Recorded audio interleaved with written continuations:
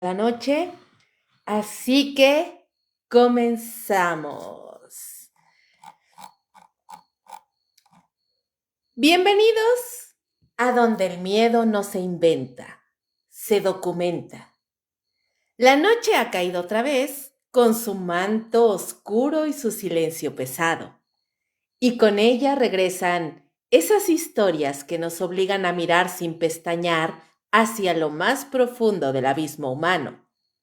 Historias reales, sangrientas, desgarradoras, tan oscuras, tan inimaginables, que por momentos cuesta creer que hayan ocurrido bajo el mismo cielo que habitamos, en este mismo planeta que creemos conocer. Aquí no hay invenciones, no hay ficción.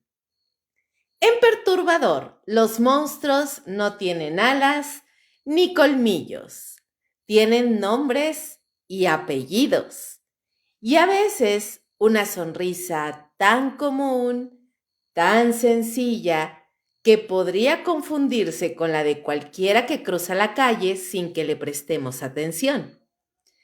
Esta noche lo llevaré a un lugar que a simple vista parece tranquilo, casi idílico. Los cañaduzales del norte de Colombia. Campos verdes meciéndose al viento. Caminos rurales de tierra polvorienta. El zumbido constante de los insectos y ese olor dulce y persistente del azúcar flotando en el aire. Pero debajo de esa capa de aparente normalidad, bajo las hojas altas y los senderos solitarios, acechaba una sombra con rostro humano.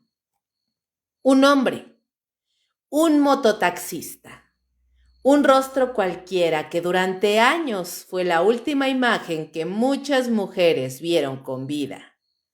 Luis Gregorio Ramírez Maestre, un nombre que heló la sangre de un país entero, conocido por todos simplemente como el monstruo de los cañaduzales.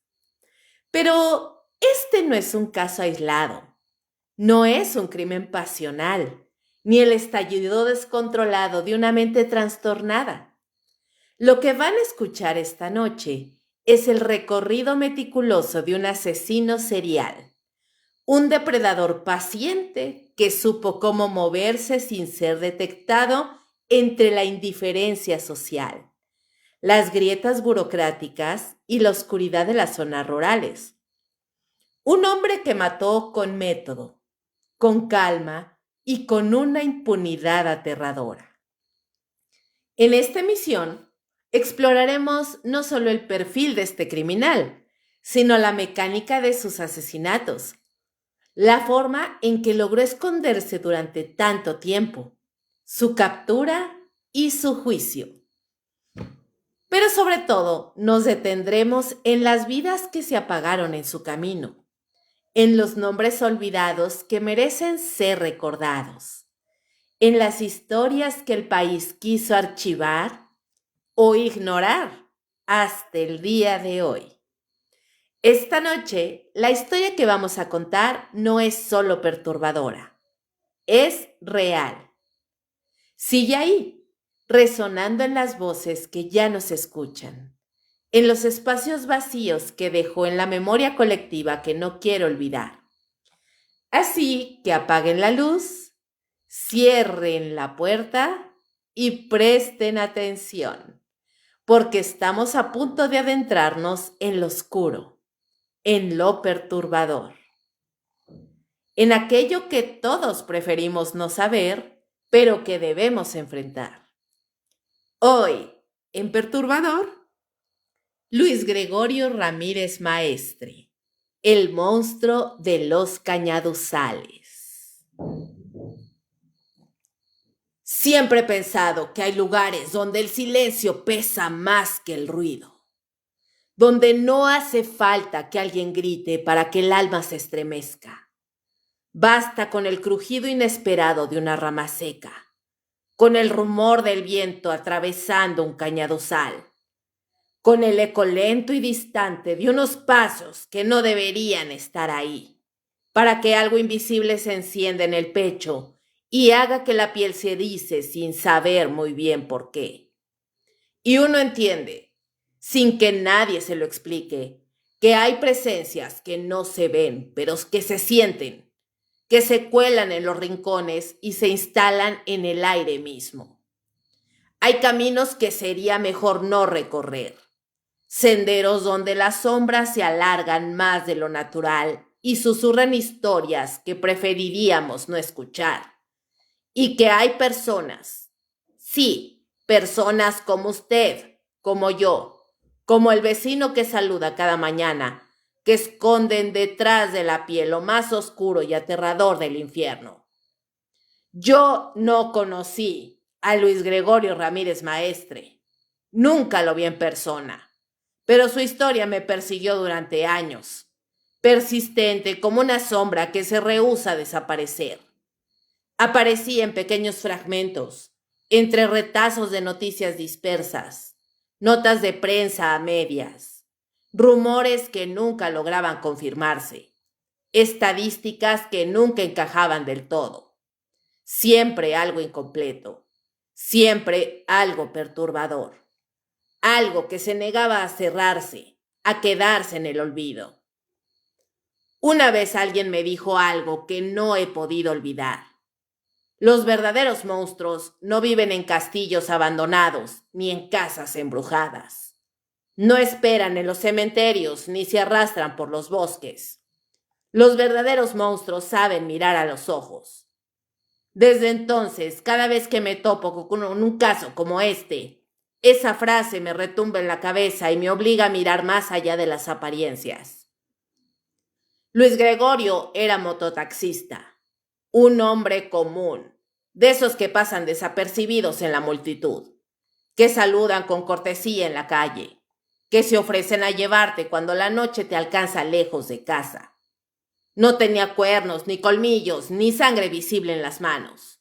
Tenía una moto, una sonrisa cualquiera y un cinturón que usaba para matar. Durante años recorrió caminos polvorientos y olvidados del norte de Colombia, esperando pacientemente a su siguiente víctima. Mujeres humildes, trabajadoras, muchas de ellas madres que luchaban por sacar adelante a sus familias.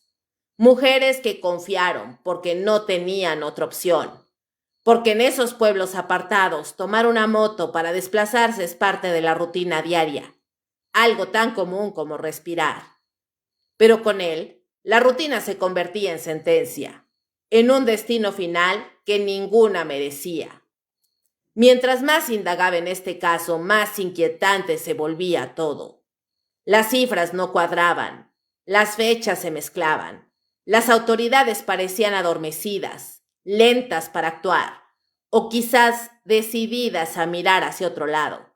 Y sobre todo, había una constante que se repetía una y otra vez: el silencio institucional, ese manto invisible que cubre las negligencias, el silencio mediático, ese vacío que oculta las verdades incómodas, el silencio social, ese mutismo colectivo que permite que el horror se repita sin castigo, como si alguien, o quizás muchos, hubieran preferido no remover la tierra, no mirar de frente lo que realmente pasó, como si fuera más fácil fingir que nada ocurrió y que todo seguiría igual.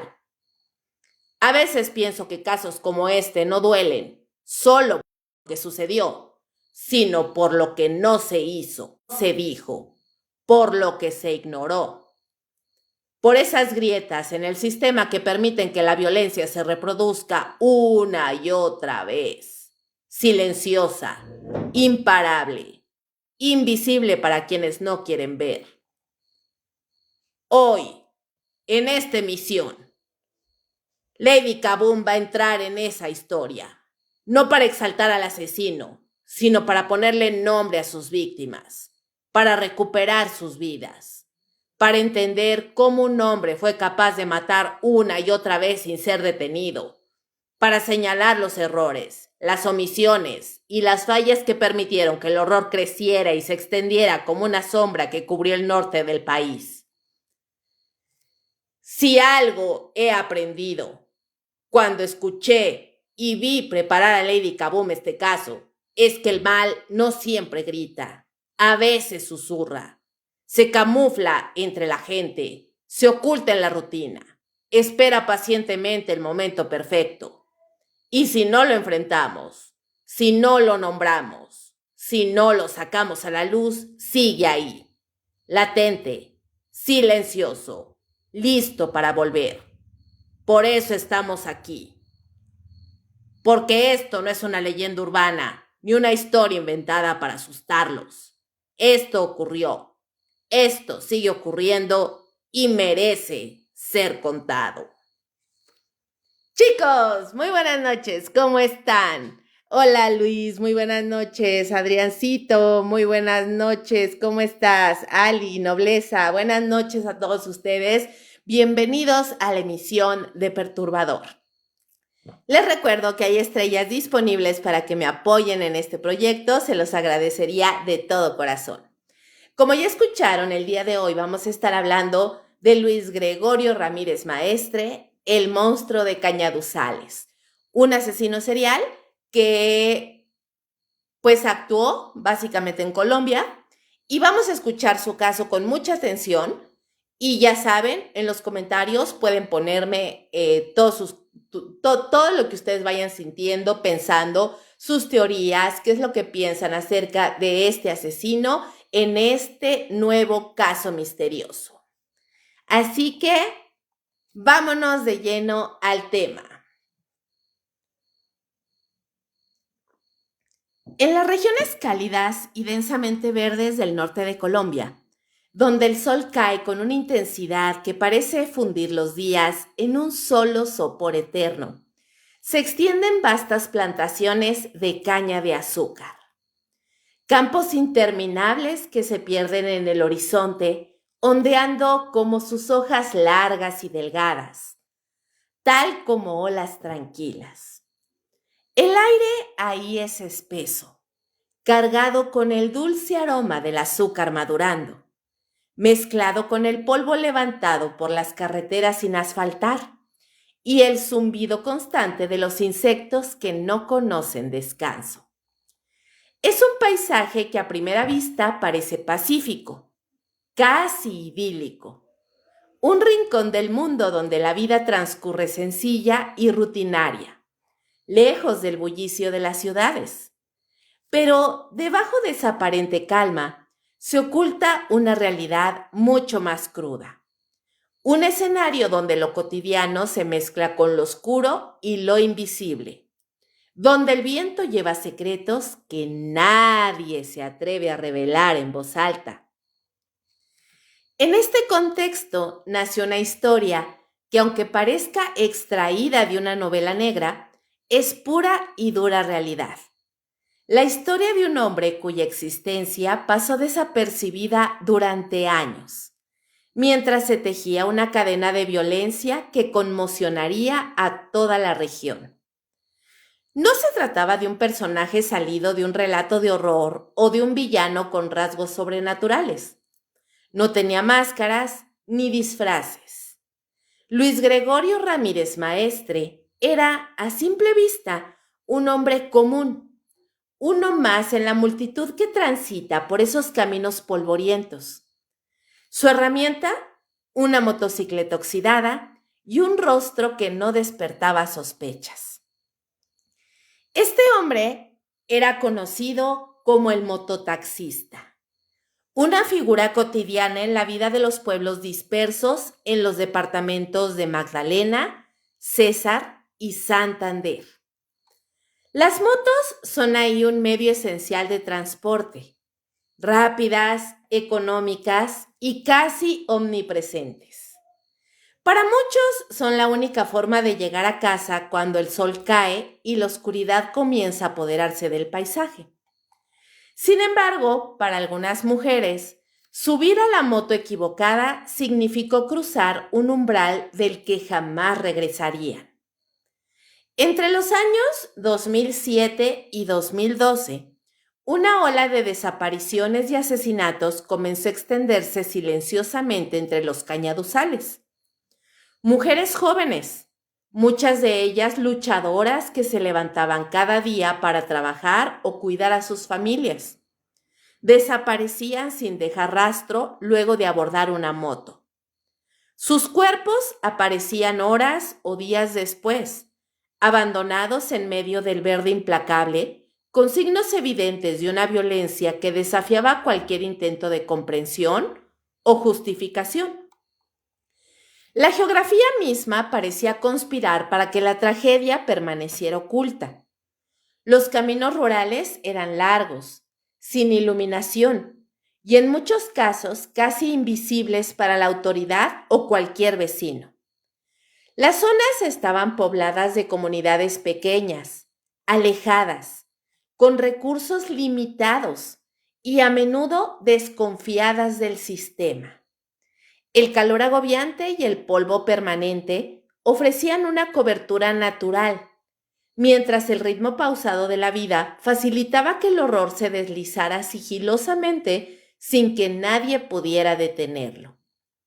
El sistema de transporte informal, con su movilidad rápida y rutas cambiantes, otorgaba al asesino una ventaja crucial. Nadie esperaba que alguien tan común pudiera esconder un secreto tan terrible. Y así, entre la cotidianidad, la violencia se desenmascaraba y crecía. Pero lo más inquietante no era su modus operandi, ni siquiera la magnitud de su violencia, sino que Luis Gregorio Ramírez Maestre jamás fue percibido como un monstruo. Para quienes lo conocían, era un hombre normal, un vecino, un familiar, alguien que trabajaba y hacía su vida sin llamar la atención. Nadie imaginaba que detrás de esa sonrisa fácil y ese saludo cortés se escondía un instinto oscuro y despiadado.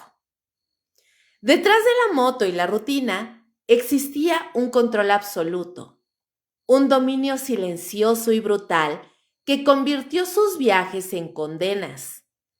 Mientras otros veían solo un conductor más, él construía un legado de terror y muerte que sería imposible ignorar por mucho tiempo más. Luis Gregorio operó en la sombra, invisible a la justicia y a la sociedad durante años. Pero la impunidad tiene un límite. Y aunque su historia se tejió en el silencio, esa cortina finalmente comenzaría a levantarse. No se trataba solo de un asesino huyendo entre cañaduzales, sino de un símbolo de violencia escondida, de la negligencia y el miedo que aún atraviesan muchas regiones apartadas, donde la frontera entre la seguridad y el peligro es apenas un hilo invisible y muy, muy delgado. Este es el contexto, el marco donde comenzó una historia que no solo nos habla de un criminal, sino de un sistema, de una sociedad, de un entramado donde la vida de muchas mujeres fue puesta en riesgo, ignorada y en muchos casos olvidada. Una historia que merece ser contada con toda su crudeza, sin adornos, sin filtros, para que no vuelva a repetirse. Luis Gregorio Ramírez Maestre nació y creció en un entorno marcado por la precariedad, propia de muchas zonas rurales del norte colombiano. Su hogar era humilde y modesto. Estaba enraizado en una realidad social dura, donde la desigualdad y la violencia se vivían con una normalidad que difícilmente permitía distinguir entre el bien y el mal para muchos de sus habitantes. En ese caldo de fondo, su infancia transcurrió sin mayores sobresaltos a nivel visible, pero también sin las oportunidades que habrían podido modificar su destino. Su figura paterna era un espectro tenue, un referente poco definido que se ausentaba con frecuencia, ya fuera por abandono, trabajo o circunstancias desconocidas. La madre muchas veces debía asumir sola la carga del hogar, enfrentando las dificultades cotidianas que la pobreza impone. Sin embargo, a pesar de esas carencias emocionales y materiales, en la historia oficial no existen registros ni indicios claros de abusos, traumas severos o trastornos psiquiátricos diagnosticados en su juventud. Luis Gregorio parecía simplemente normal, normal en su entorno, una pieza más en el mosaico de una comunidad vulnerable. De joven su temperamento era reservado y silencioso, rasgo que a menudo se confundía con timidez o introversión, pero que en realidad ocultaba una inteligencia pragmática y una capacidad para calcular y evaluar a su alrededor sin llamar la atención. No mostraba ambiciones desmedidas ni un carácter explosivo. Parecía simplemente un hombre común, con las prioridades básicas de sobrevivir y encontrar su lugar en un mundo que no ofrecía grandes facilidades. El trabajo llegó pronto, como para muchos en su contexto. Empleos informales que exigían poco y pagaban poco, pero que permitían subsistir. Entre esos trabajos, el de mototaxista fue el que definiría su modo de vida y trágicamente su forma de actuar. En las regiones rurales colombianas, la moto es más que un vehículo, es una extensión de la libertad, una herramienta que acorta distancias en caminos tortuosos y permite moverse entre comunidades dispersas.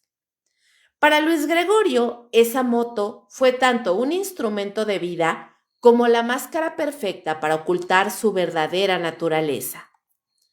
Su presencia era discreta, anodina, no destacaba ni se escondía. Sabía ser suficiente sin pasar a ser notorio. Esa habilidad para mimetizarse en la rutina diaria y adoptar una fachada de normalidad era una de sus mayores armas. Tenía una forma medida de hablar, con palabras justas, sin exceso ni carisma abrumador, pero sí con la capacidad suficiente para generar confianza, especialmente en mujeres que despedían cierta, ¿cómo llamarle? Recelo ante usar una moto. A ellas era a las que más les ponía atención, justamente con ese carisma que tenía, les proporcionaba la suficiente capacidad para generarle confianza.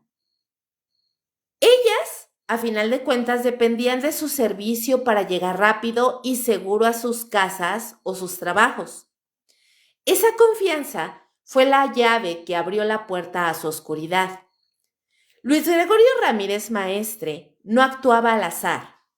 Su accionar, aunque podía parecer impulsivo en ciertos momentos, era el resultado de una evolución criminal meticulosa y progresiva.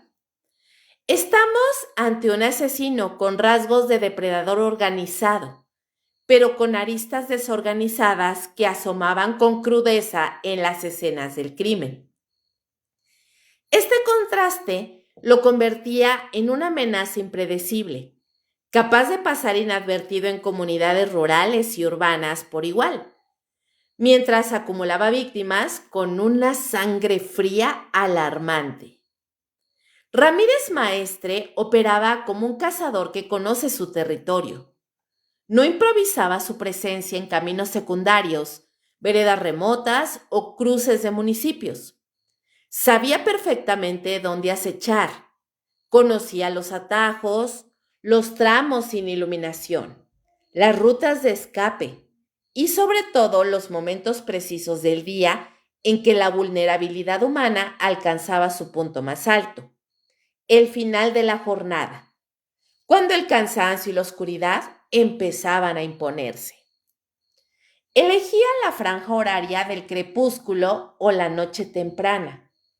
Instantes en que las actividades comunitarias se ralentizaban, el transporte escaseaba y el aislamiento convertía cualquier trayecto en un riesgo latente. Su modo de desplazamiento era la motocicleta, pero este modo no era fortuito. Le daba velocidad, maniobrabilidad y sobre todo la imagen socialmente aceptada de un hombre trabajador, discreto e incluso servicial. El casco cubría parte de su rostro, lo que además reducía el reconocimiento visual posterior. La elección de la víctima no siempre respondía a un patrón rígido de edad o perfil, pero sí compartían ciertos elementos clave. Estaban solas, en tránsito, desconectadas de su entorno familiar en ese momento. Ramírez Maestre percibía esos vacíos contextuales con la habilidad de un depredador que ha aprendido a distinguir la fragilidad en la rutina ajena. Una de las herramientas más perturbadoras de Ramírez Maestre era su capacidad de aparentar normalidad. No infundía miedo. Su lenguaje corporal no era torpe ni agresivo. Su tono de voz, bastante amable. A menudo lograba establecer pequeñas conversaciones que desactivaban los mecanismos naturales de defensa de sus interlocutoras. Era un manipulador conductual, un lector atento de microexpresiones. Sabía cuándo insistir, cuándo fingir desinterés y cuándo ejercer presión con apariencia de cortesía. Este manejo social le permitía obtener la confianza necesaria para que sus víctimas subieran a su motocicleta voluntariamente. No las capturaba a la fuerza en la mayoría de los casos. Más bien, las envolvía en una burbuja de falsa seguridad. Ese talento para simular empatía y tranquilidad es un rasgo distintivo de los agresores organizados con rasgos psicopáticos. Entienden las emociones, pero no las sienten. Solamente las imitan, pero no las viven. Ramírez Maestre tenía una relación compleja con la violencia. No todos sus crímenes se ejecutaban del mismo modo, lo que dificultó establecer un patrón único en las primeras etapas de la investigación. Algunas escenas mostraban un control absoluto. La víctima era estrangulada con un cinturón sin presentar signos de lucha prolongada, en actos que sugerían cálculo, frialdad y dominio. Sin embargo, en otras ocasiones, las escenas estaban marcadas por la brutalidad. Golpes múltiples, forcejeos prolongados, heridas defensivas, incluso intentos de borrar la escena que terminaban siendo torpes. Esta oscilación entre el control metódico y la descarga explosiva de violencia hizo que los criminólogos lo catalogaran como un asesino mixto, es decir, con elementos tanto organizados como desorganizados. El uso del cinturón como arma homicida revela no solo planificación, sino también simbolismo, un objeto íntimo, cotidiano, que él convertía en instrumento de poder. El acto de estrangular es en sí mismo una forma de matar que requiere proximidad, contacto físico, mirar a la víctima al rostro. Esto sugiere que la muerte no era solo un objetivo final, sino un medio de reafirmar su poder, su dominio absoluto, en un ritual macabro que combinaba control físico y emocional. Uno de los elementos más debatidos en su perfil fue el móvil sexual. Aunque algunas escenas presentaban indicios de agresión sexual, no era una constante. Esto llevó a concluir que la motivación no estaba centrada exclusivamente en lo sexual. El sexo, cuando ocurría, parecía más una expresión de humillación o control que de deseo erótico. La constante era el poder. El verdadero núcleo de su motivación parecía ser el acto de someter, de dominar completamente a otro ser humano. La elección de escenarios remotos, la espera paciente, el traslado hacia espacios donde solo él tenía el control, formaban parte de un ritual depredador cuidadosamente establecido. El goce no provenía necesariamente del contacto físico, sino del sometimiento total. Luis Gregorio Ramírez Maestre no tenía un diagnóstico clínico público en el momento de su detención, pero su perfil psicológico muestra rasgos consistentes con psicopatía, ausencia de remordimiento, capacidad de manipulación, egocentrismo y una comprensión puramente instrumental de las emociones ajenas. También presentaba indicios de un trastorno narcisista de la personalidad. Necesitaba sentirse por encima del otro. Cada asesinato, pues no era solo un acto violento, era también un acto de reafirmación de su poder. La forma en que elegía lugares apartados, como si fueran su propio territorio de caza, indicaba un sentido de dominio territorial sobre el espacio y sobre las vidas que en él se extinguían. Su capacidad de adaptación, moverse entre regiones, cambiar su modo de operación ligeramente, alterar detalles para despistar a los investigadores, muestra inteligencia funcional y una mente estratégica, aunque emocionalmente disociada de las consecuencias de sus actos. El perfil criminal de Luis Gregorio Ramírez Maestre configura el retrato de un depredador que supo camuflarse bajo la apariencia de un hombre ordinario. Conducía una motocicleta, saludaba a los vecinos, no gritaba, no se veía peligroso, pero tras esa fachada se ocultaba una mente dispuesta a explotar cualquier rendija de confianza para ejecutar su cacería. No mataba por necesidad, mataba porque podía. Su selección de víctimas no fue azarosa. Prefería mujeres jóvenes, solas, generalmente de estratos sociales bajos o medios, aquellas que por circunstancias de vida estaban más expuestas y tenían menos redes de protección. Buscaba a quienes no levantaran sospechas ni alertaran a nadie con su ausencia inmediata, facilitando que su rostro se perdiera entre la inmensidad de los cañaduzales y la dispersión de las comunidades. El modus operandi revelaba una conducta sistemática. Ofrecía un transporte que parecía bastante común, pero que en algún punto del trayecto se convertía en un desvío mortal hacia lugares apartados y solitarios. Ahí, en la soledad de la naturaleza, que tanto había conocido desde niño, desataba un ritual brutal. El cinturón de sus víctimas se transformaba en un símbolo de dominio, un instrumento con el que asfixiaba con frialdad y precisión quirúrgica.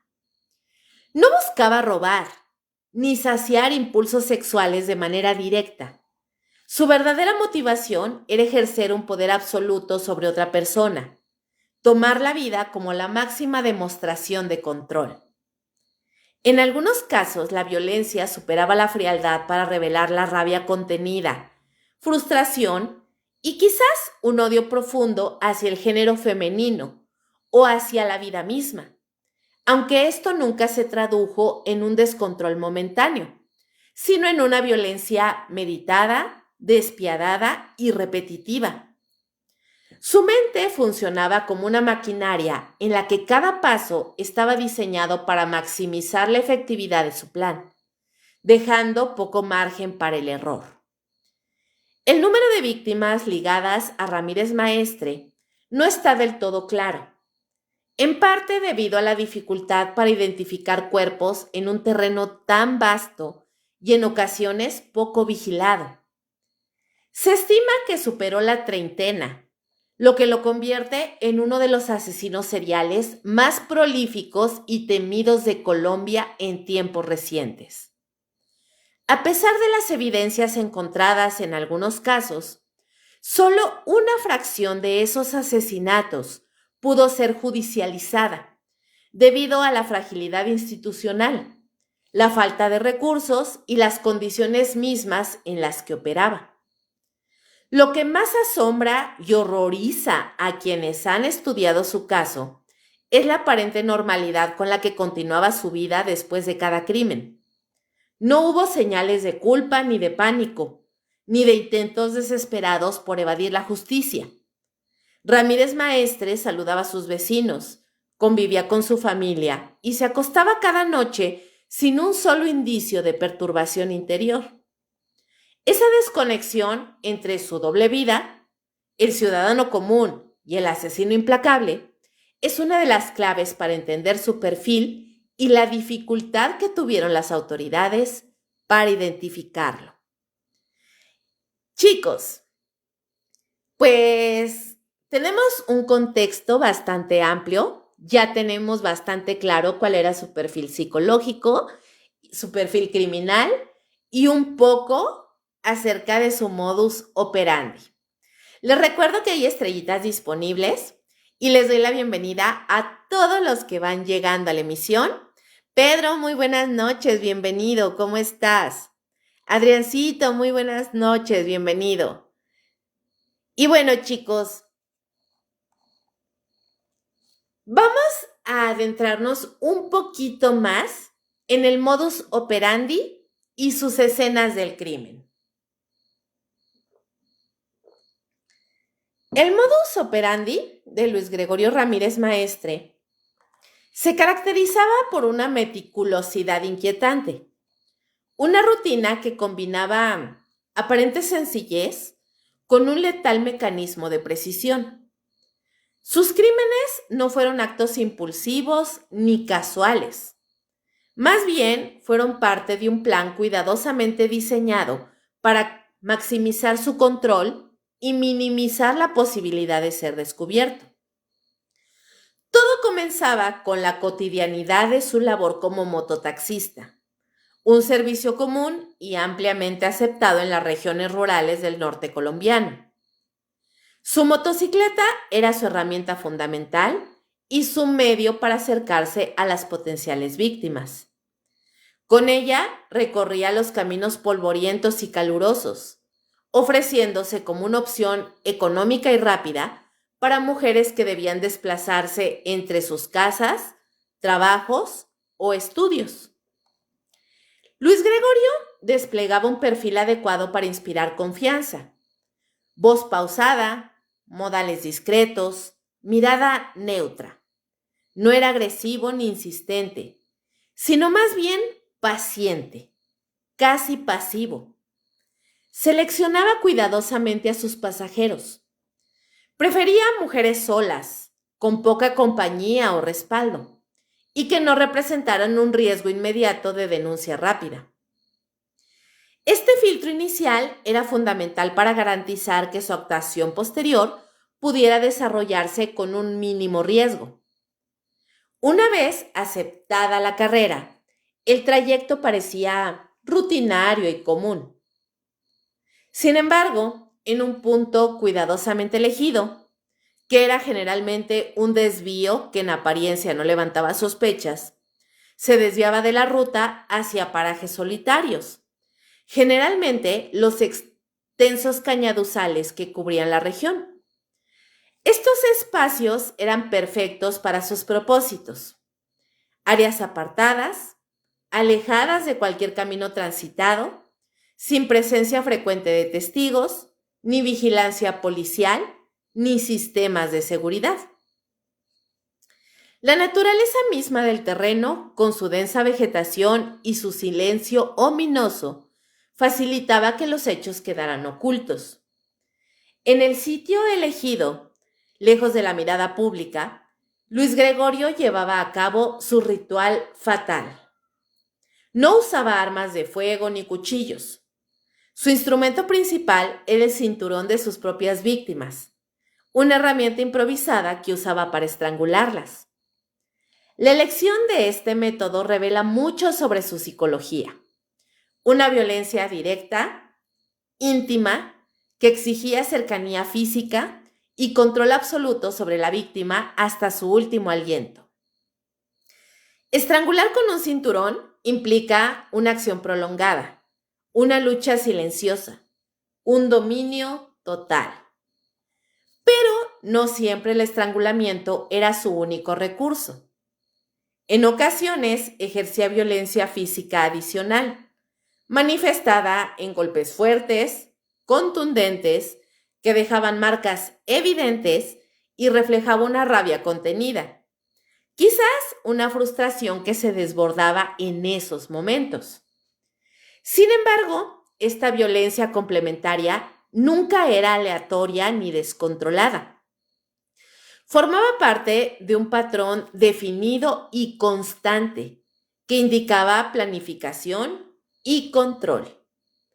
Otro aspecto llamativo del modus operandi es que no buscaba el robo ni el beneficio económico. Tampoco la motivación principal fue la sexual, al menos en términos convencionales. La violencia no pareció un acto de pasión ni un delito por necesidad, sino un ejercicio de poder y dominio.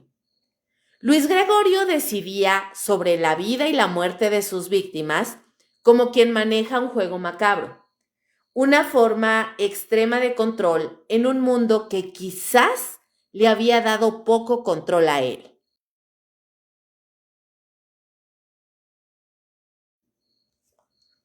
Las escenas del crimen que dejaba a su paso presentaban características comunes que sirvieron para establecer un patrón con el que los investigadores pudieron finalmente ligar varios hechos entre sí. Los cuerpos eran abandonados en posiciones que, aunque podían variar ligeramente, mostraban signos evidentes de haber sido sometidos a violencia física y en la mayoría de los casos al estrangulamiento. La utilización del cinturón como arma homicida era su firma macabra, un sello que dejaba como huella del asesino. El entorno en el que depositaba los cuerpos era clave para sus fines. Lugares aislados dentro de los cañaduzales, en un espacio abierto o semioculto, donde la vegetación dificultaba el hallazgo rápido. Esto no solo retrasaba la acción de las autoridades, sino que también intensificaba el sentimiento de abandono y desamparo que rodeaba los hechos. La extensión y densidad del terreno creaban un laberinto natural que parecía proteger sus crímenes de la justicia y la mirada pública. Además, la elección de zonas sin vías directas ni transporte público, donde la movilidad dependía mayormente de vehículos particulares como motos y mototaxis, jugó un papel crucial. Luis Gregorio usó ese conocimiento territorial para aprovechar las rutas informales y puntos ciegos que las autoridades no cubrían regularmente, lo que hacía aún más difícil su captura. Curiosamente, no había signos claros de esfuerzo por limpiar o encubrir las escenas del crimen. La falta de medidas de ocultamiento sofisticadas indica que Ramírez Maestre confiaba plenamente en la invisibilidad que le proporcionaba la naturaleza del terreno y la dispersión geográfica. Su modus operandi estaba sustentado en la certeza de que nadie iría a buscar ahí, o que si alguien lo hacía, sería demasiado tarde para las víctimas. La frialdad con que ejecutaba cada paso, desde la elección de la víctima, el desvío del trayecto, el asesinato y el abandono del cuerpo, demuestra una desconexión total entre su persona pública y la criminal.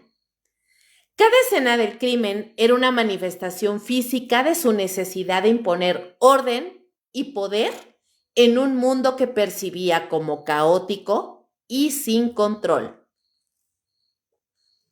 En resumen, el modus operandi de Luis Gregorio Ramírez Maestre era una mezcla de rutina, control y violencia física.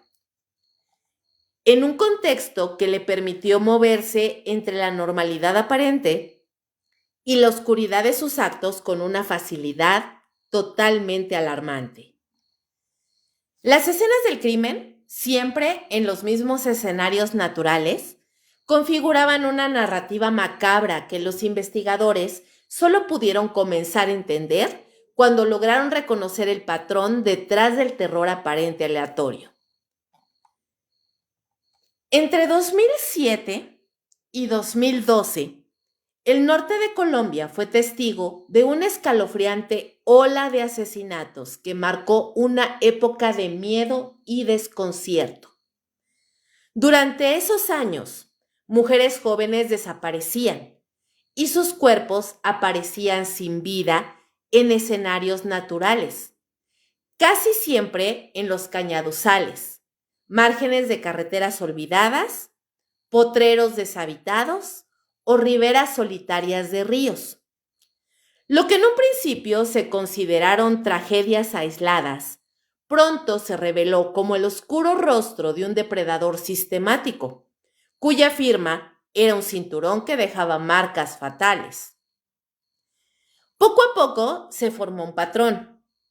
Cada asesinato tenía como denominador común el uso del cinturón como arma homicida, el abandono del cuerpo en zonas rurales y el modus operandi de un hombre que se movía como un fantasma. No respetaba fronteras administrativas. Iba de Magdalena a César, de Valledupar a Aguachica y más tarde a Bucaramanga. Las muertes cruzaban departamentos, dificultando la consolidación de una línea investigativa única. Fueron muchas, pero muchas las víctimas de Gregorio, pero les voy a contar la historia de algunas de ellas. Hay que tener un poco de discreción al respecto porque les voy a contar las historias con lujo de detalles, muy profundas y pues básicamente para que tengan ustedes un contexto completito de cada una de las historias de estas víctimas que les voy a contar su historia, ¿vale? La primera víctima de la que vamos a estar hablando es Angie Paola Gutiérrez, de 19 años, una estudiante de enfermería. Angie Paola era una joven llena de sueños, estudiante de enfermería, que trabajaba en una pequeña cafetería de Valledupar para poder costear de alguna forma sus estudios. Era una muchacha risueña, de una familia humilde, conocida por su dedicación y amabilidad. Una tarde de 2010, Angie salió de su trabajo más o menos a las 6 de la tarde. Su intención era ir a la casa de una amiga cercana, pero nunca llegó.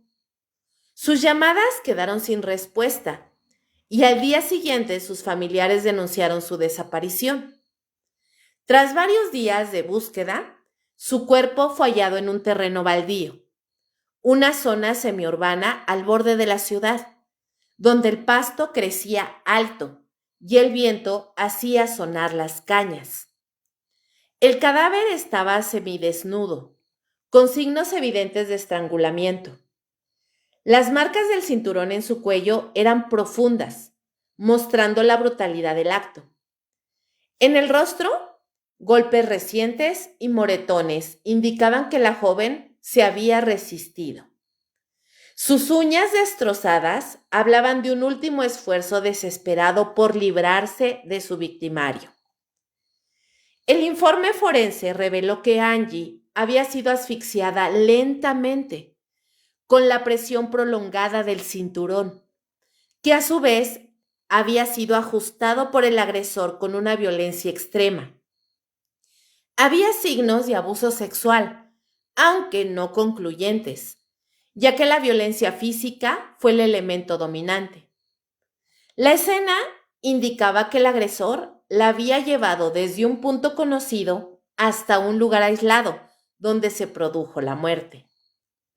Ese mismo año, el miedo crecía a medida que aparecían más cuerpos. 3 víctimas más fueron localizadas en municipios cercanos, todas con el sello trágico que empezaba a asociarse con un solo perpetrador. La sociedad, aunque alarmada, se mantenía confundida y fragmentada en su percepción. Las autoridades locales trataban cada homicidio como un hecho aislado, sin tener una línea clara que conectara esos actos, ni una estrategia conjunta para detener al asesino. La siguiente víctima la vamos a llamar la joven del Cañaduzal, porque su identidad fue protegida y nunca fue revelada. En una región de Magdalena, marcada por el calor húmedo y el olor constante de las plantaciones de caña de azúcar, la vida transcurría entre caminos polvorientos y carreteras secundarias que conectaban pequeños pueblecillos rurales. Era una zona donde la presencia de la violencia se sentía en el aire, pero también donde la vida cotidiana seguía su curso. Mercados improvisados, niños jugando en las calles, campesinos en sus labores. La joven, de entre 20 y 25 años, pertenecía a una comunidad rural cercana a una de esas carreteras. No era una persona conocida públicamente y su identidad nunca fue plenamente confirmada. Lo que se supo por testimonios fue que aquella tarde, poco antes del ocaso, fue vista en una pequeña parada de bus ubicada a la vera del camino polvoriento, esperando que alguien la llevara a su destino. La gente que la vio la recuerda como una mujer sencilla, con una blusa clara y un pantalón oscuro, cabello largo recogido en una trenza. El testimonio más importante llegó de un campesino que pasaba por ahí y vio cómo la joven abordaba una motocicleta conducida por un hombre que a primera vista parecía confiable. Un joven vestido con ropa común, casco puesto y sin rasgos que llamaran la atención más allá de su presencia habitual en el área. Ese día, la mujer no se despidió de nadie ni mostró señales de alarma. Todo parecía una salida más, normal y corriente. Pero esa fue la última vez que alguien la vio con vida. Días después de la desaparición, cuando las investigaciones apenas empezaban y la alerta todavía era limitada, un grupo de campesinos que trabajaba recogiendo caña en un sector remoto de la plantación descubrió algo que llamó a su atención. Entre la maleza densa y alta, a orillas de un pequeño sendero, yacía el cuerpo sin vida de una mujer. El lugar era un cañaduzal, con cañas altas y enmarañadas que dificultaban la visibilidad, especialmente a la hora del crepúsculo. El viento agitaba las hojas secas y el silencio solo se rompía con el zumbido de insectos y el ruido lejano de la maquinaria agrícola.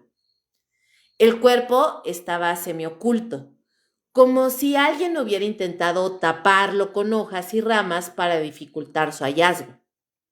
La ropa de la joven estaba desordenada, con la blusa corrida hacia arriba y el pantalón parcialmente bajado, pero no había signos claros de abuso sexual.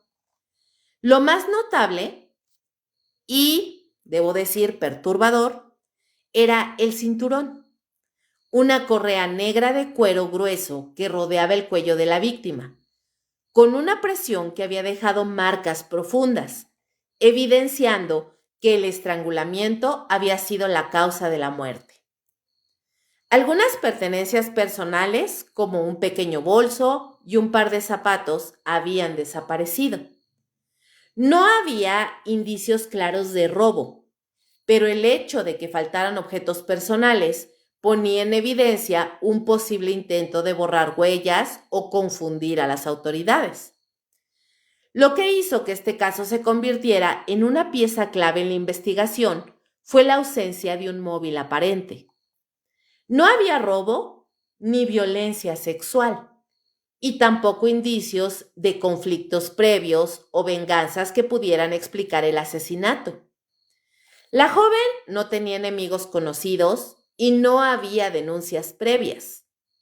El modus operandi, que era el cinturón ajustado con fuerza para estrangular y la elección de un lugar remoto para dejar el cuerpo, fue la primera pista clara que comenzó a unir los puntos entre los crímenes que hasta ese momento parecían aislados. La elección del cañaduzal como escena del crimen mostraba un conocimiento profundo del territorio por parte del asesino. No se trataba de un acto impulsivo. El sitio estaba lejos de la civilización, difícil de acceder y poco transitado, lo que permitía al criminal evitar testigos y retardar el descubrimiento del cuerpo. Además, la ausencia de huellas de lucha violenta o forcejeo sugirió que la víctima pudo haber confiado en el agresor o haber sido sometida rápidamente, un rasgo que indicaba la habilidad del asesino para ganarse la confianza o intimidar sin levantar sospechas. La ropa revuelta y la desaparición parcial de objetos personales reforzaban la idea de que el agresor buscaba robar pistas, manipulando la escena para retrasar o complicar la investigación. Este caso fue un punto de inflexión porque, aunque la víctima permaneció anónima, fue el primero donde las autoridades pudieron identificar un patrón claro. Mujeres jóvenes desaparecidas tras abordar motocicletas, estranguladas con un cinturón y abandonadas en lugares apartados, muchas veces en medio de cañaduzales o zonas rurales poco transitadas. Tercera víctima, Catalina Martínez, de 22 años, de oficio empleada doméstica. Catalina Ramírez tenía 22 años y era una joven modesta, de carácter tranquilo y trabajadora incansable.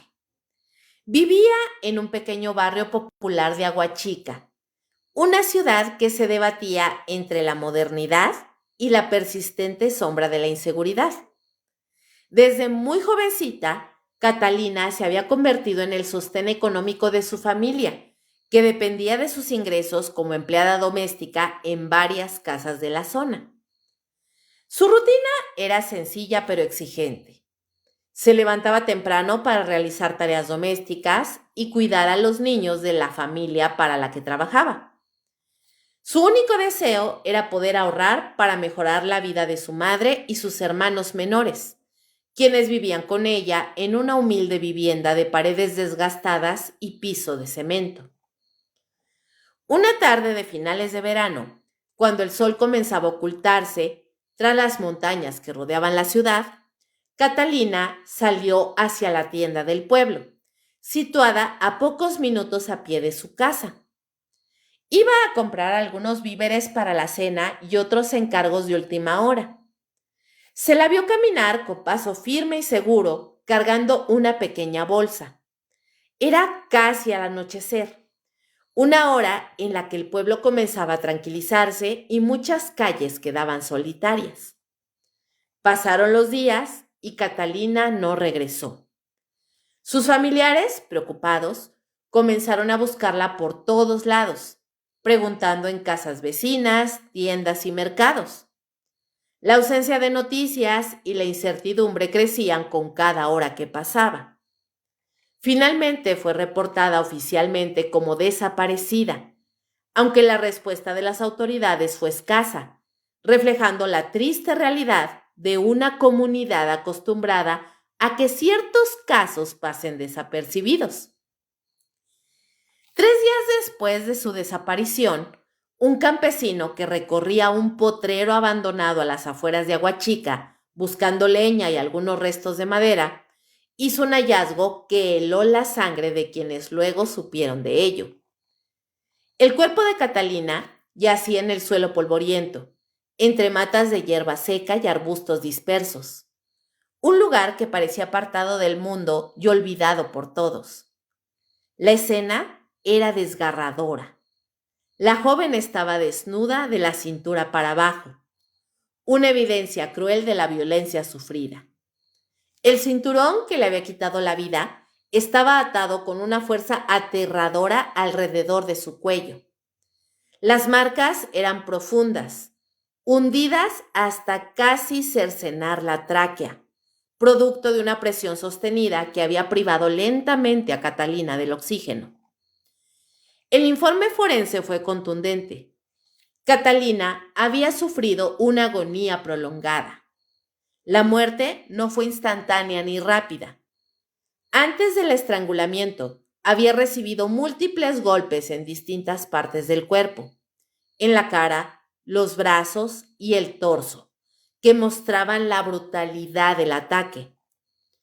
Había señales claras y devastadoras de violencia sexual, con lesiones que confirmaban el abuso cometido sobre su cuerpo, perpetrado en un momento de absoluta dominación y desprecio por la vida de la víctima.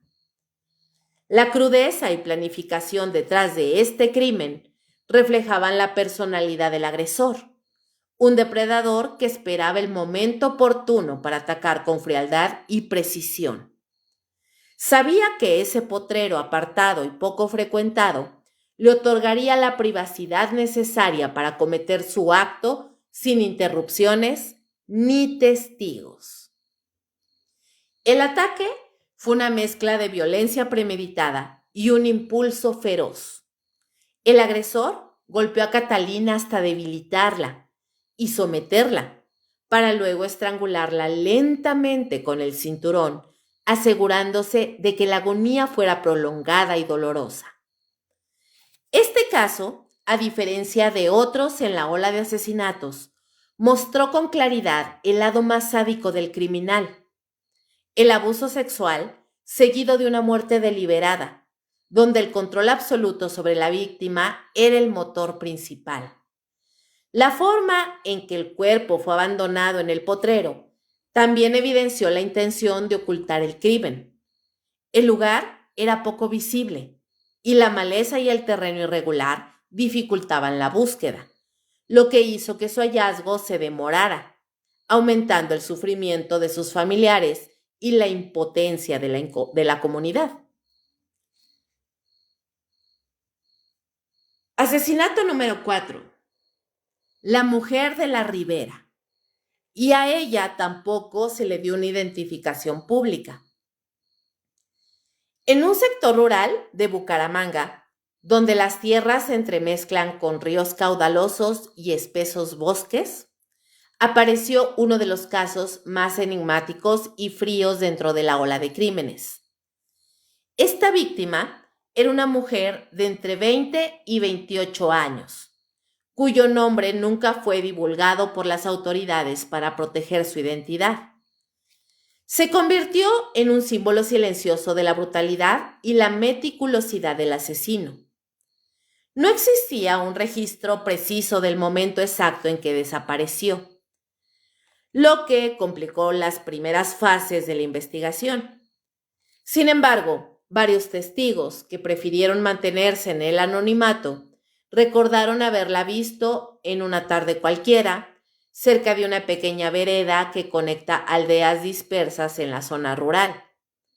La joven abordó una motocicleta conducida por un hombre cuyo rostro estaba oculto bajo un casco oscuro, un detalle que se repetía en varios testimonios posteriores. La escena fue captada como un momento habitual y aparentemente inofensivo, pues la joven parecía confiada y el conductor tranquilo. Esa imagen cotidiana terminó siendo la última vez que se le vio con vida. Pasaron varios días antes de que su cuerpo fuera descubierto, en una zona casi inaccesible, donde el río cruza un sendero poco transitado, rodeado de árboles frondosos y maleza tupida. La víctima yacía parcialmente sumergida en el agua a la orilla del río, lo que indicaba que el asesino había recurrido a un entorno natural y agreste para deshacerse del cuerpo. La policía halló rastros evidentes de arrastre, marcas en la orilla, ramas rotas y huellas sobre el barro húmedo, señalando que el cuerpo no había sido dejado con delicadeza, sino arrastrado y arrojado con una frialdad impactante. El cinturón que le estranguló estaba colocado de manera floja alrededor del cuello, pero las marcas visibles eran claras y profundas, indicando que el mecanismo de muerte fue igualmente efectivo, aunque en este caso el estrangulamiento no fue ejecutado con la misma fuerza aplastante que en otros asesinatos de la serie. No se encontraron señales visibles de abuso sexual, pero el cuerpo mostraba evidencias de forcejeo, hematomas en brazos y piernas, contusiones en la espalda y moretones alrededor del rostro. Esto hablaba de una pelea por la supervivencia, pero también de una violencia sistemática y controlada. Este caso reveló una faceta distinta y estratégica del asesino: la elección deliberada de un entorno natural, húmedo y poco accesible, donde la naturaleza misma conspiraba para ocultar sus crímenes. El río, con su corriente constante, aceleró la degradación del cuerpo y eliminó pruebas que podrían haber ayudado a los investigadores, dificultando notablemente la recolección de evidencias físicas. El tiempo que transcurrió entre la muerte y el hallazgo fue mayor que en otros casos, y el estado del cuerpo complicó las autopsias, ralentizando la investigación. Además, la frialdad con la que el agresor manejó el escenario fue impresionante. No buscó un sitio cómodo ni visible, sino un lugar aislado donde la dificultad para acceder reducía la probabilidad de que alguien lo descubriera rápido. Los investigadores concluyeron que para el asesino, el cuerpo no era más que un objeto que debía desaparecer con la menor cantidad de rastros posibles. Utilizó el entorno natural como un cómplice para borrar sus huellas, un recurso que indicaba experiencia y planificación. Víctima número 5. Laura Isabel Ríos, de 24 años, y se dedicaba a estudiar simplemente. Era una joven universitaria. Laura Isabel Ríos era una estudiante universitaria de 24 años, matriculada en la carrera de Sociología en una universidad pública del norte de Colombia. Era conocida por su participación activa en movimientos sociales, su fuerte vocación para la justicia y su sensibilidad hacia las causas comunitarias.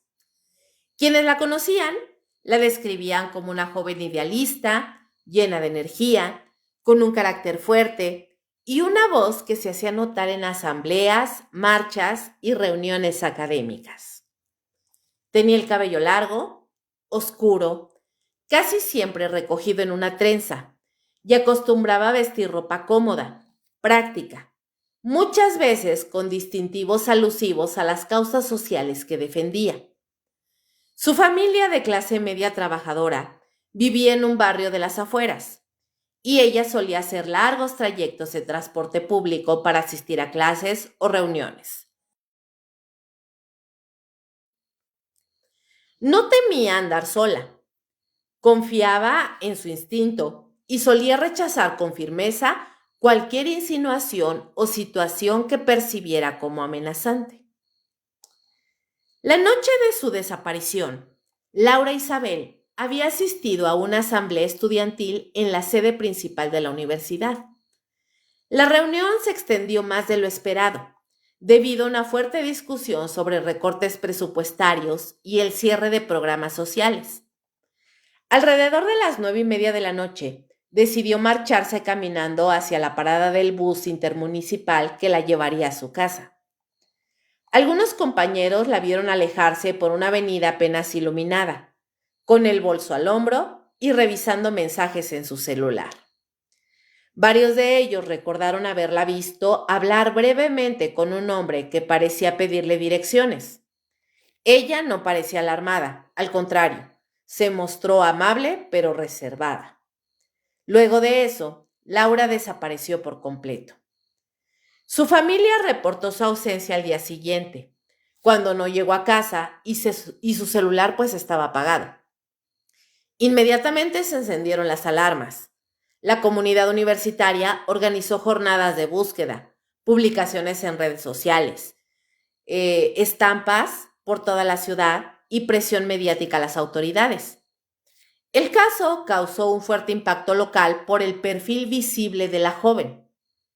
4 días después de su desaparición, un agricultor que pastoreaba animales en un campo abierto, cerca de una carretera secundaria, a varios kilómetros del último lugar donde Laura fue vista, descubrió el cuerpo. Estaba semienterrado entre la maleza y pasto alto, apenas cubierto con hojas secas y ramas. Llamó a la policía de inmediato. Cuando los forenses llegaron al sitio, encontraron a la víctima tendida boca abajo, con restos de sangre seca en la cabeza y el rostro, múltiples hematomas visibles y un cinturón envuelto con violencia alrededor del cuello. El torso estaba cubierto, pero la ropa interior había sido arrancada y tirada a un lado. A diferencia de otros casos, no había señales claras de violación, pero sí fuertes indicios de agresión física previa. Lo que más llamó la atención fue la escena misma. Parecía cuidadosamente manipulada. Había señales de que el agresor intentó borrar huellas, ramas rotas que habían sido reacomodadas, rastros de pisadas cubiertas con tierra y una evidente intención de ocultamiento del cadáver. No era el abandono descuidado de otras víctimas, sino un escenario alterado para dificultar la investigación. El informe forense reveló un nivel de violencia alarmante. Laura había recibido al menos 5 golpes contundentes en la cabeza con un objeto pesado, posiblemente una piedra o una herramienta metálica, antes de perder la conciencia. Tenía fracturas en la mandíbula y el pómulo, así como varios dientes rotos. Los golpes no fueron fatales por sí mismos, pero la dejaron inconsciente, lo que permitió al agresor maniobrar sin resistencia. El cinturón fue utilizado como método final de estrangulamiento, aplicado con tal fuerza que la tráquea colapsó casi de inmediato. Se concluyó que murió poco después de los golpes, en un estado de semi-inconsciencia. Sin embargo, también se hallaron signos de lucha en las uñas, lo que indica que Laura alcanzó a defenderse en algún momento inicial del ataque. En su mano derecha había restos de piel que fueron enviados a análisis genéticos, aunque en ese momento no se contaba con la tecnología adecuada para comparar ADN de forma masiva ni bases de datos completos. El asesinato de Laura provocó indignación en la universidad, los medios y la sociedad civil. Marchas de estudiantes, profesores y activistas llenaron las calles, exigiendo justicia y medidas de protección para las mujeres. Por primera vez se habló en voz alta de que tal vez no se trataba de crímenes aislados, sino de un patrón. Aunque en ese momento el nombre de Garavito aún no había sido vinculado públicamente a los crímenes, los peritos que trabajaban en el caso comenzaron a notar conexiones inquietantes con otras muertes similares. La presencia del cinturón, los lugares apartados, el modo de operar, los intentos de ocultar pruebas. Esta víctima, en particular, fue clave para avanzar en la línea investigativa, que tiempo después conduciría a la detención del asesino. En total, se estima que más de 30 mujeres murieron bajo esta misma forma, víctimas silenciosas cuyas historias fueron eclipsadas por la rutina de violencia cotidiana en la región. La mayoría de estos casos nunca alcanzó los titulares nacionales o internacionales. Quedaron relegados a las estadísticas sombrías que apenas eran mencionadas en los reportes policiales o en las conversaciones cotidianas de las comunidades rurales. Fue precisamente esa falta de atención lo que permitió a Gregorio Ramírez Maestre operar con relativa impunidad por años. Su modo de actuar, la precisión geográfica de los crímenes y la escasa coordinación interinstitucional contribuyeron a que el terror creciera en la sombra. ¡Wow, chicos! ¿Qué opinan? ¿Qué piensan? ¿Qué sienten? Les recuerdo que hay estrellitas disponibles para que me apoyen en este proyecto. Hola Sebastián, muy buenas noches, bienvenido, qué bueno que andas por aquí. Wonder, muchas gracias por las 50 estrellitas, te lo agradezco. Rubén, muy buenas noches, bienvenido. Cristian, muy buenas noches. Luis Fernando, buenas noches. Juan Carlos Martínez, muy buenas noches a todos. Estoy muy contenta de que estén aquí acompañándome esta noche. Recuerden que este espacio es suyo. Pueden comentar todo lo que ustedes quieran, lo que van sintiendo, cuáles son sus teorías acerca de este caso, porque ya saben que me encanta leerlos. Y pues, obviamente, este momento en el que leo los mensajes son un momento de break después de tanta tensión en el caso, porque no sé ustedes, pero a mí me están sudando las manos con este caso. Si bien no es un caso muy sangriento, no es un caso tan gráfico, violento, perturbador como otros que ya hemos tocado en estas emisiones, la verdad es que sí me estoy sintiendo un poco agobiada por este asesino serial, el monstruo de los cañaduzales. Así que pónganme ahí todos sus comentarios, lo que ustedes vayan creyendo, que ya estamos casi en la recta final de este programa. Ok, prosigamos. Finalmente, un detalle, una pieza mínima y aparentemente insignificante fue la que permitió romper la cadena de impunidad. Un testigo que recordó con mayor precisión la descripción del mototaxista, junto con evidencias físicas encontradas en una escena del crimen que el asesino no pudo borrar completamente, comenzaron a delinear un perfil que las autoridades no pudieron ignorar. La paciencia y la meticulosidad de Ramírez Maestre, que lo habían mantenido oculto durante años, fallaron en ese punto. La acumulación de pruebas, el análisis de patrones y la interconexión entre diferentes cuerpos de investigación lograron por fin ubicarlo en el mapa del terror que él mismo había construido. Esta serie de asesinatos es un testimonio de cómo la violencia sistemática puede crecer en la oscuridad cuando la atención, la coordinación y la justicia tardan en llegar. La historia de Luis Gregorio Ramírez Maestre no es solo la de un asesino, sino también el reflejo de una sociedad que perdió por un tiempo la capacidad de proteger a sus más vulnerables. Por años, Luis Gregorio Ramírez Maestre se movió como un fantasma. Su modo de operar era meticuloso, sus desplazamientos estratégicos y sus crímenes parecían no dejar huella. Los cuerpos aparecían en municipios distintos, en departamentos lejanos entre sí, y las autoridades locales no tenían mecanismos de coordinación lo suficientemente eficaces para conectar los puntos. El resultado fue una impunidad prolongada y un asesino que con cada víctima ganaba confianza. Pero en 2012 todo cambió. El caso que lo traicionó fue el asesinato de Flor Alba Núñez, una joven de 27 años, madre de 2 niños que trabajaba como vendedora informal. Fue vista por última vez abordando una motocicleta conducida por un hombre que se ofreció a llevarla. Su cuerpo apareció días después en una zona despoblada de Valledupar. Como en los casos anteriores, había sido estrangulada con un cinturón, pero esta vez algo era diferente. El asesino olvidó una bolsa plástica cerca del cuerpo, con restos de comida y una factura arrugada. Esa factura fue el principio del fin.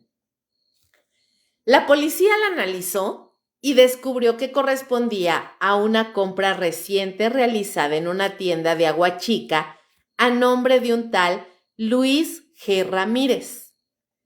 El número de cédula estaba incompleto, pero bastó para comenzar el rastreo. Al consultar bases de datos y antecedentes de tránsito, encontraron que ese nombre coincidía con el de un mototaxista que ya había sido detenido por acoso en el pasado, aunque nunca había sido condenado. Mientras tanto, las autoridades empezaban a revisar antiguos casos con características similares. Al unir los expedientes, emergió un patrón. Cinturones, mujeres jóvenes, zonas rurales y la figura de un conductor de moto que aparecía siempre en la periferia del relato. Cuando Ramírez Maestre fue ubicado por la policía, intentó huir, pero fue detenido en un operativo discreto, sin violencia.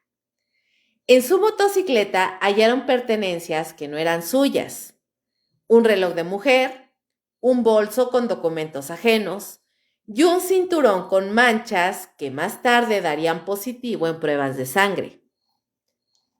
Durante el interrogatorio, Luis Gregorio se mostró sereno, frío, sin una pizca de arrepentimiento.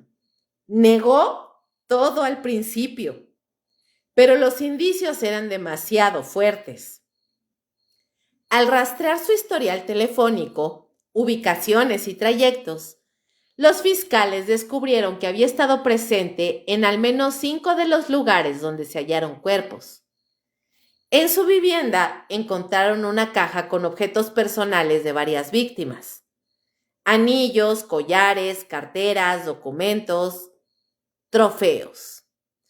Fue entonces cuando lo que parecía un caso aislado se transformó en uno de los expedientes más oscuros del crimen serial en Colombia. Una vez detenido, las declaraciones de familiares de víctimas comenzaron a llegar. Muchas habían guardado silencio por miedo, otras por falta de confianza en la justicia. Pero ahora, con un rostro y un nombre, los testimonios se multiplicaron. El juicio fue largo, seguido con atención por la prensa nacional. El Ministerio Público presentó más de 1,200 pruebas en su contra, incluidas pruebas genéticas, registros de llamadas y declaraciones de testigos. El perfil psicológico elaborado por expertos fue demoledor. Un asesino organizado, narcisista, con una necesidad compulsiva de dominar y una capacidad de desconexión emocional escalofriante. Luis Gregorio Ramírez Maestre fue condenado a 34 años de prisión por el asesinato de Flor Alba, el único caso con prueba directa e irrefutable. Pero las autoridades lo vinculan con más de 30 homicidios, todos cometidos con el mismo patrón. Sin embargo, la cifra real podría ser aún mayor.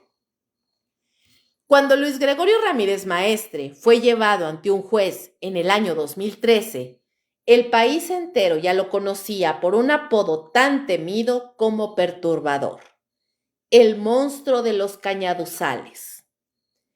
Aunque solo se le podía probar un asesinato de forma directa, el de Flor Alba Núñez, la Fiscalía presentó un expediente robusto compuesto por más de 1,200 pruebas.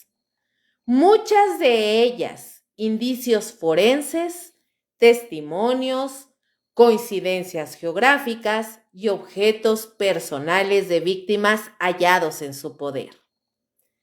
El juicio se llevó a cabo en Valledupar, bajo fuertes medidas de seguridad. La imagen de Ramírez Maestre, sentado, impasible, con el rostro serio y la mirada fija, contrastaba brutalmente con el dolor de los familiares presentes. Varias madres, hermanas e hijas víctimas viajaron desde distintas regiones del país solo para presenciar su comparecencia. Algunas lloraban en silencio, otras no podían contener la rabia. Durante las audiencias, se le preguntó a Ramírez si tenía algo que decir. Su respuesta fue seca y sin emoción.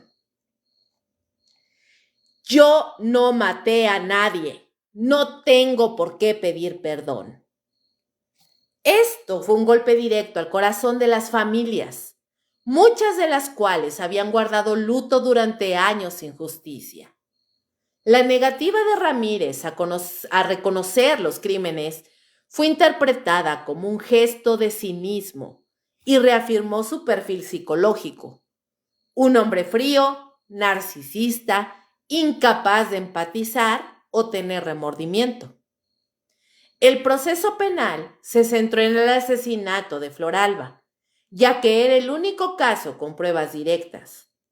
La factura hallada en la escena, las pertenencias en su poder, la ubicación celular y el testimonio de un testigo que lo vio con la víctima.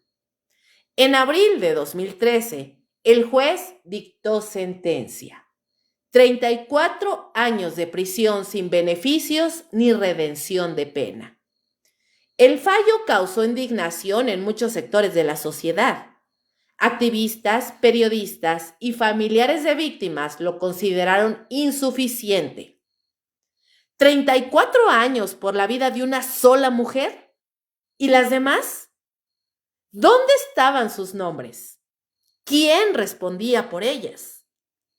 En entrevistas posteriores, algunos fiscales admitieron que si bien Ramírez Maestre era responsable de una larga cadena de asesinatos, solo podían juzgarlo por el caso de Flor Alba, al menos con las pruebas existentes.